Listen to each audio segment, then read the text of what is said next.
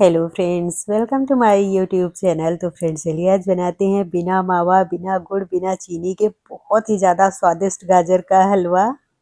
तो ये हलवा बनाने के लिए हमने हाफ केजी गाजर लिया है। आपको जितना बनाना हो आप ले लीजिएगा। और ये गाजर को ना अभी तक हमने साफ़ नहीं किया है, तो चलिए सबसे पहले इसे हम छील लेंगे।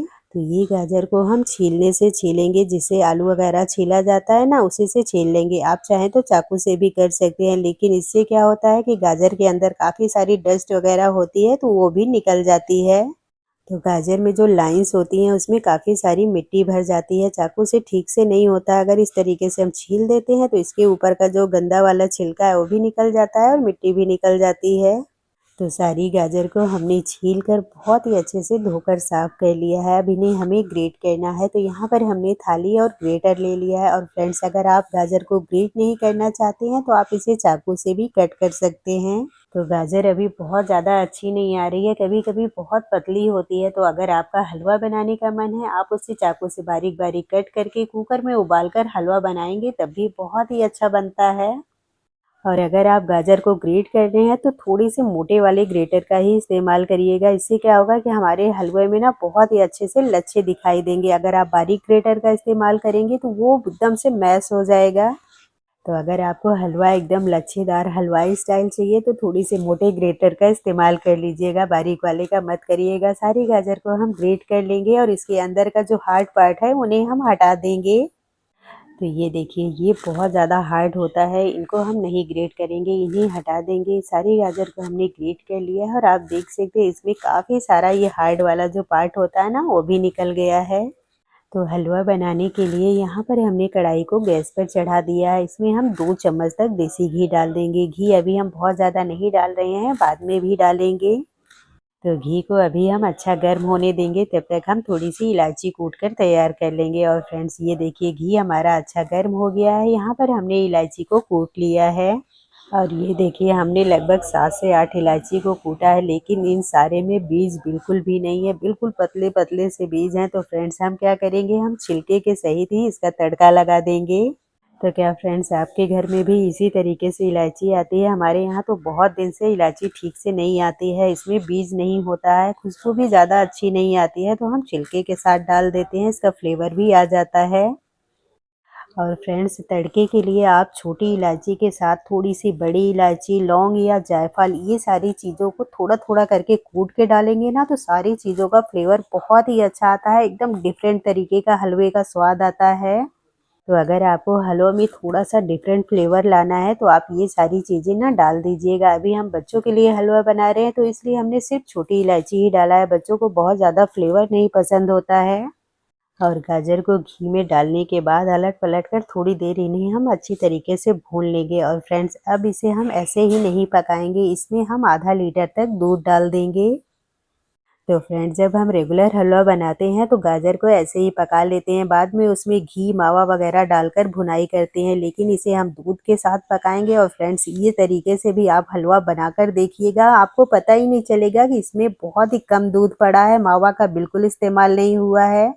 और इसमें हमने कम दूध डाला है, आप ज़्यादा भी डाल सकते हैं। अभी हम ढक्कन लगा देंगे और इसे पकने देंगे। और फ्रेंड्स ढक्कन लगाते समय आपको ध्यान रखना है, अगर इस तरीके का ढक्कन है तभी आप लगाइएगा, नहीं तो दूध बाहर आ जाएगा, आपको बार बार चेक करना पड़ेगा।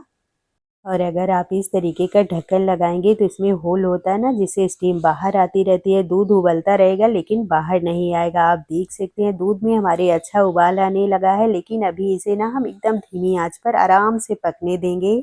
तो बीच बीच में हम ढक्कन भी हटाते रहेंगे और इन्हें चलाते रहेंगे। और फ्रेंड्स आप देख सकते हैं दूध काफ़ी ज़्यादा कम हो गया है। और हाँ फ्रेंड्स, अगर आप ये सोच रहे होंगे कि गाजर में दूध डालने से दूध फट जाएगा, तो दूध हमारा पूरी तरीके से नहीं फटेगा, लेकिन ना इसमें हल्के हल्के से दाने पड़ जाते हैं। यही तो सीक्रेट है इस हलवे का फ्रेंड्स, इससे ना बहुत ही बढ़िया टेस्ट आता है।